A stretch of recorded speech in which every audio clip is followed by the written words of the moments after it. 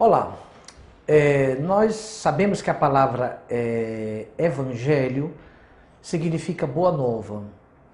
Quando nós falamos de evangelização, nós estamos nos referindo a levar a boa nova. E qual é a grande boa nova que o Senhor veio nos trazer? A grande notícia, a grande boa nova é de que Deus ama o mundo e de que, por causa deste amor, enviou para o mundo o seu Filho Jesus Cristo. Quando nós falamos de evangelização, e nós vamos abordar aqui o tema da evangelização na sua dimensão individual, ou seja, eu estou evangelizando uma pessoa de forma individual, não tanto a nível de pregação. Muitas vezes, quando nós nos deparamos com uma pessoa que é oriunda de uma outra religião, ou que não é católica, ou até mesmo protestante, a gente fica meio assim confuso de como fazer esta evangelização. Por isso nos foi pedido para a gente conversar um pouco sobre essa questão, como abordar uma pessoa, como evangelizar uma pessoa, tendo como pano de fundo a pregação serás inteiramente do Senhor teu Deus. Vocês sabem que nos nossos seminários nós temos a pregação serás inteiramente do Senhor teu Deus, que é uma pregação que normalmente no seminário de final de semana é dado no sábado à tarde, onde nós abordamos a questão das expressões religiosas não católicas, não cristãs. Geralmente é um tema mais delicado. Por quê?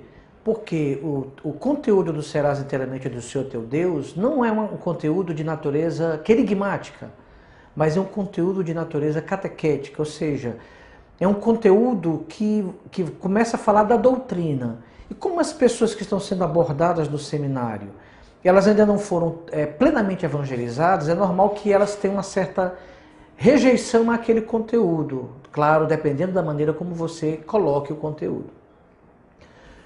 Por causa disso, e porque também na nossa abordagem de evangelização nós não temos como não encontrar pessoas com esse tipo de conteúdo, porque a nossa sociedade é uma sociedade, religiosamente falando, extremamente pluralista, e nós encontramos pessoas de todos os tipos.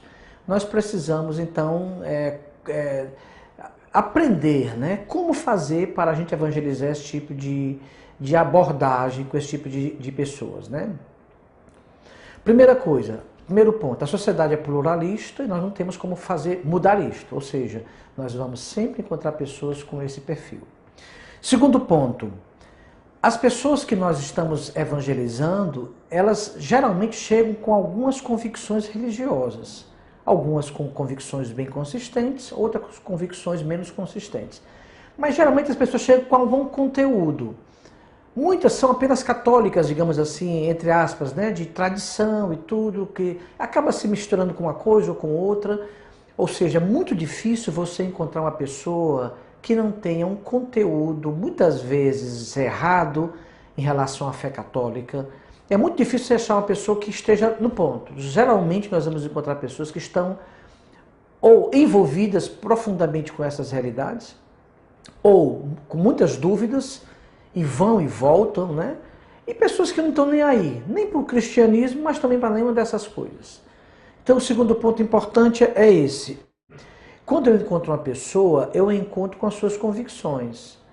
Ou seja, é muito complicado você chegar para uma pessoa que chega com convicção religiosa sobre qualquer coisa e você já assim, na cara dela dizer para ela, você está errada.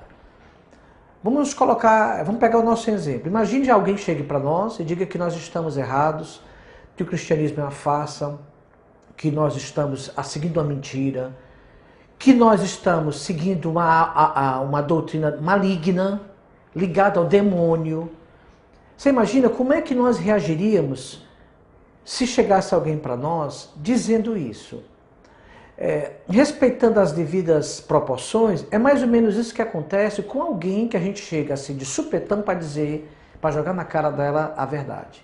Ou seja, para a gente poder falar dessa realidade das falsas doutrinas ou dos falsos caminhos religiosos, nós precisamos primeiro, dentro de um caminho evangelizador, anunciar uma boa nova.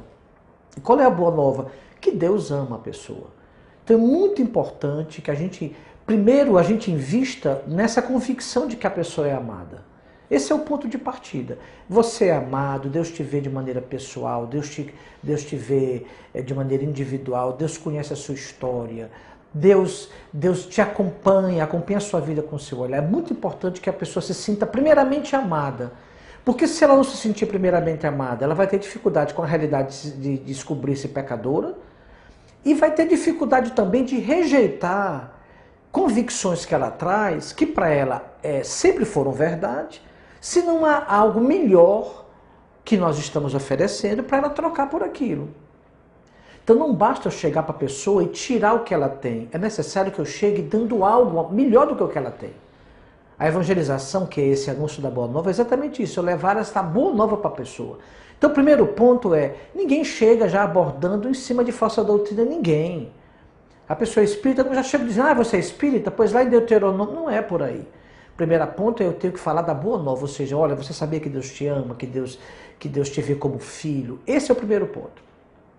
Uma vez que você tenha percebido que a pessoa entendeu bem essa questão de que ela é amada, pelo menos por cima, claro, não dá para a pessoa ter aquela convicção profunda, já que é uma abordagem individual, mas o primeiro ponto é que ela tenha essa convicção de que ela é amada. Segundo ponto, eu preciso encontrar um ponto de apoio para abordar essa realidade das falsas doutrinas com essa pessoa. Alguns pontos de apoio que eu preciso ter. Primeiro ponto de apoio, ter a convicção de que ela entendeu bem que ela é amada, de que ela é objeto do amor de Deus. Segundo ponto de apoio que eu preciso ter com ela, pagãs das religiões cristãs. Tudo que nós vamos falar aqui se aplica àquilo que é pagão. Por exemplo, os protestantes não se enquadram no que nós estamos falando aqui, porque os protestantes são cristãos como nós. No caso dos protestantes, na evangelização de um protestante, a abordagem já é outra, porque eu vou entrar na dimensão catequética. Eu já vou explicar as razões da minha fé, bem diferente de eu estar evangelizando uma pessoa que não é cristã, que é pagã. Basicamente, o que é que o paganismo nega? Primeiro, nega a negação de um Deus pessoal. Todas as falsas religiões, elas não acreditam que Deus seja pessoal, como nós cristãos acreditamos. Nós cremos que Deus é uma pessoa, que Deus tem um nome, que Deus se relaciona de maneira individual conosco, e nós cristãos acreditamos que este Deus se revelou plenamente em seu Filho Jesus Cristo. Geralmente as falsas religiões não acreditam que Deus seja um ser pessoal, eles acreditam em Deus como energia, um Deus impessoal, o Deus que é a natureza, ou então que Deus existe como um ser superior, mas que não está nem aí para a vida da gente. Eles não acreditam que Deus é um ser pessoal. Isso é uma boa nova que a gente precisa anunciar. Porque eles não acreditam num Deus pessoal, eles acreditam numa divindade qualquer. Até a pessoa diz assim, não, mas eu acredito em Deus. Mas qual é o Deus que a pessoa crê? Esse é o primeiro ponto. Segundo ponto, geralmente não, sempre as religiões pagãs negam a divindade de Cristo. Para eles, Jesus Cristo é um espírito evoluído, como é o caso do espiritismo, ou é um mestre de luz, como diz a Nova Era, ou é filho de Deus, mas não é Deus, como diz o Testemunho de Jeová, ou é um profeta, como diz o islamismo, apenas um profeta, um grande profeta, mas não é Deus. Ou seja, toda e qualquer religião que negue a divindade de Cristo, ela é pagã, ela não é cristã. Os Testemunhos de Jeová, por exemplo, que aparentemente são cristãos, eles não são cristãos também por isso, eles negam a divindade de Cristo. Eles dizem que Jesus é apenas o Filho de Deus, mas não é Deus igual ao Pai. Ainda por cima negam o Espírito Santo como uma pessoa. Para eles o Espírito Santo é apenas uma energia, não é uma pessoa. Esses detalhezinhos que a gente vai falando aqui são detalhes que você tem acesso na internet, nos livros, que a gente precisa saber. Às vezes a católica não tem noção básica. Às vezes eu recebo telefone, Carmelita, tu pode explicar para esse meu amigo isso? Eu digo, por que você não explica? Porque eu não sei. Por que você não estuda e você mesmo não faz? Porque a gente não amadurece na abordagem, fica dependendo que um ou outro nos ensine. Até quando? Se Deus nos chama tanto a evangelizar. Terceiro ponto que é comum nas falsas doutrinas pagãs, a negação das Sagradas Escrituras, como os Mormons, que criaram outro livro, o livro dos Mormons, como os adventistas do sétimo dia, que creem na Bíblia, mas também colocam no mesmo pé de igualdade os escritos de Ellen White, que é uma profetisa dos adventistas do sétimo dia. E aí vai, como o Espiritismo, que criou o Evangelho segundo o Espiritismo, segundo Allan Kardec, né, segundo o Espiritismo, que não é o nosso Evangelho, etc. Todas as falsas religiões têm esse perfil também, de negação das Sagradas Escrituras. Um ponto que é comum, quase todas, a crença na reencarnação. Quase, Sechenoe é reencarnacionista, os budistas são reencarnacionistas, as seitas orientais, geralmente essas técnicas orientais, técnicas de divinização, quase todas são reencarnacionistas. O espiritismo é reencarnacionista. O baixo espiritismo, ligado às expressões afro, também são reencarnacionistas. A reencarnação talvez seja o ponto mais comum das falsas doutrinas. Então a gente tem que ter um bom fundamento em relação a isso. Nós acreditamos na ressurreição da carne. Nós não acreditamos na reencarnação. Inclusive a reencarnação pode ser contradita pela palavra de Deus, que é clara a esse respeito, e ela também pode ser contradita pelo bom senso, na medida em que você, usando a lógica, você pode mostrar que não tem sentido se acreditar na reencarnação. Então é muito importante que você também tenha um bom conteúdo teórico sobre isso, para você poder saber abordar. Um outro ponto que é muito comum também na evangelização de pessoas que não são cristãs, que são pagãs, é a presença do relativismo, onde, não crendo que exista uma verdade, para eles todos os caminhos são corretos. Então a frase típica é: todos os caminhos levam a Deus. Ou, não, você tem o seu Deus, eu tenho o meu Deus, não importa, no final a gente se encontra. Essa visão relativista, ela não é compatível com a revelação que Jesus veio fazer para nós, que disse: eu sou o caminho, a verdade e a vida, ninguém vai ao Pai se não for por mim. Ou seja, Jesus é o único caminho, Jesus não é um caminho. Aparentemente, ao dizer isso, parece até uma certa pretensão. A gente fica, será que eu devo dizer isso? Olha, a verdade é única, não tem como existirem verdades.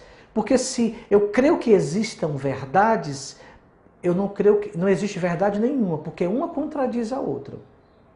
Se eu creio que existem verdades no plural, é porque talvez uma isolada não seja capaz de responder o que eu estou procurando. Eu vou procurar respostas em vários lugares para encontrar a verdade. Existe a verdade. E nós cristãos cremos nisso. Existe a verdade. Não existem verdades. A partir disto, nós vamos dialogar. Claro que com sabedoria. Porque se chegar para uma pessoa e dizer: rapaz, é o seguinte, a verdade é só a minha, tu está errado, isso choca. Eu tenho que ajudar a pessoa a ir raciocinando comigo. Meu irmão, me diga uma coisa: se existem dois caminhos e eles são contraditórios, como é que fica? Como é que fica? Deve ter verdade em algum lugar, não é? Você pode usar exemplos até do dia a dia. Por exemplo, a fórmula matemática, o teorema de Pitágoras, por exemplo, é o mesmo em qualquer lugar do mundo. Entende? Verdades já definidas, já confirmadas, verdades científicas, a lei da gravidade, por exemplo, é uma verdade que todo mundo aceita. Ninguém discute mais se ela é real ou não é. A pessoa que diz não acredita, ela vai se esborrachar, porque ela é real. Ela vai se esborrachar intelectualmente e pode se esborrachar fisicamente, na medida em que ela pula de um prédio de 4 andares para provar que não existe, quebra a cara, porque existe. Então, em cima dessa linha de raciocínio, você pode também conduzir a pessoa a perceber que a fé cristã, ela se propõe a trazer a verdade. O tema da verdade é um dos temas mais queridos pela fé católica. Fazendo eco a Jesus, que em todos os momentos da sua evangelização, ele dizia: em verdade eu vos digo. Faça uma pesquisa, a quantidade de vezes que nos evangelhos se usa a palavra verdade. Então, como é que eu vou contradizer o relativismo? Apresentando a verdade. Apresentando a verdade, levando a pessoa a perceber que não existe isso, de cada um tem a sua verdade, porque elas são contraditórias, não teria sentido. E também outra coisa que é muito comum nas religiões pagãs, a negação do mal enquanto ser pessoal. Muitas não acreditam que demônio exista, apenas dizem: não, existe o bem e existe o mal, mas não existe o mal personificado. Opa, a doutrina católica acredita na existência de um ser pessoal. Um anjo decaído, chamado Satã, demônio, o adversário, que quer nos afastar dos caminhos de Deus. As falsas doutrinas não acreditam na existência do demônio, Até acreditam, por exemplo, como o Espiritismo acredita em espíritos não evoluídos e por isso são maus. Aí existem espíritos não evoluídos que são maus. Não é o nosso caso. Nós acreditamos que o mal não é apenas a negação do bem, mas é personificado na existência de um ser pessoal chamado demônio. E as falsas doutrinas negam esta realidade. Ou também negam a realidade do pecado. Claro. Seixonoye não acredita que exista pecado. Claro. Por quê? A pressuposição da existência do pecado exige a necessidade da salvação. Jesus veio morrer por nós para nos salvar, é o que nós acreditamos. Então, se eu não creio no pecado, Jesus veio me salvar de quê? Se o homem não é pecador, que sentido tem Jesus ter vindo morrer na cruz? Aí, toda a obra salvífica, ela é negada. E por que nós acreditamos que exista pecado, Carmadélio? Porque o Senhor Jesus, o Filho do Deus eterno, disse que existe. A nossa experiência pessoal comprova que isso existe. E a igreja também confirma que isso existe. Então o pecado é uma realidade. Não tem como negar. A palavra pecado, etimologicamente falando, significa errar o alvo. Não tem como errar. Todos nós erramos o alvo, todos nós somos pecadores. Então as falsas doutrinas também negam isso. E em último lugar, sem estender o assunto, sem esgotar, porque a gente poderia falar mais tempo ainda sobre o assunto, mas como última colocação, a argumentação racional também. Porque às vezes a gente argumenta na evangelização, a gente usa argumentos bíblicos. Isso é bom. Às vezes a gente usa argumento da doutrina católica. Isso é muito bom. Mas às vezes a gente está lidando com uma pessoa que não acredita na doutrina católica, nem acredita na doutrina bíblica, na palavra de Deus. Então eu tenho que usar uma argumentação também de natureza racional. Eu preciso ajudar a pessoa a ver, porque a verdade ela se impõe. Desculpe um exemplo que eu vou dar, mas para a gente poder entender. Não adianta você chegar para um pagão, não é o caso aqui desse tema que eu estou falando, não é apenas um exemplo. Não é o caso de eu chegar para uma pessoa que eu estou evangelizando, digamos um jovem, e dizer para ele que o uso do preservativo é pecado. Ora, se ele não acredita no conceito do pecado, para ele não faz diferença nenhuma você dizer isso. Então, esse argumento funciona para quem é cristão, mas para um pagão que eu vou evangelizar, eu tenho que usar um argumento lógico para ele entender por que o preservativo, na ótica cristã, é errado. E aí eu vou usar argumento lógico, mostrando por A mais B que é errado. Porque estimula a promiscuidade, porque impede que o ato conjugal seja aberto à vida, porque pode estimular uma vida devassa na medida em que a pessoa se sente, entre aspas, protegida e ela não é 100% protegida, se abrindo a doenças sexualmente transmissíveis, etc. Estou dando um exemplo simples de algo que às vezes a gente fica jogando para a pessoa que é pecado, não funciona, porque elas não acreditam no conceito de pecado. Então, em alguns momentos, atenção, em alguns momentos, eu devo argumentar também argumentações não religiosas, argumentações lógicas, racionais, para ajudar a pessoa a entender. A gente sabe que a evangelização não é um convencimento racional da verdade. A evangelização, profundamente falando, se dá quando a pessoa se abre a uma experiência com Jesus Cristo, que é uma graça, onde a pessoa compreende que Jesus Cristo é Deus e se abre a ser salvo por Ele. Isso é algo espiritual. Isso não é algo racional. No entanto, a nossa inteligência devidamente iluminada nos abre, nos prepara para que essa experiência mística e espiritual aconteça em plenitude. Por isso que a gente prega. Porque a pregação ajuda a pessoa a entender o que está acontecendo. E aí a graça de Deus fecha esse processo tocando no coração da pessoa. Porque se fosse assim, se não precisasse, bastava botar a mão na cabeça da pessoa e rezar por ela. Para que pregar então? E por que a gente prega? Porque São Paulo nos diz, a fé vem pela pregação. E a pregação vem da palavra de Deus. Está lá na carta dele aos Romanos. Por isso que a gente tem que ter conteúdo. Tem que ter conteúdo para argumentar, para dialogar. Agora sim, tudo, queridos, para terminar, com muita humildade. Sem a arrogância que infelizmente a gente encontra em muitos irmãos de natureza evangélica e protestante que, entre aspas, querendo evangelizar, esmagam a pessoa e desrespeitam a pessoa. Nós devemos abordar com muita caridade, com muita ternura, com muito carinho os nossos irmãos, conduzindo-os com caridade à verdade e com firmeza, porque não se contradiz firmeza com caridade. Ser firme no conteúdo, mas a abordagem ser misericordioso, porque no fundo, o que toca as pessoas não é tanto o que se fala, mas o amor com o que se fala. E aí, esse é o diferencial da evangelização católica. Nós não estamos tão focados e preocupados só com o conteúdo, ele é importante. Mas a maneira como esse conteúdo é abordado pode fazer uma imensa diferença na nossa evangelização.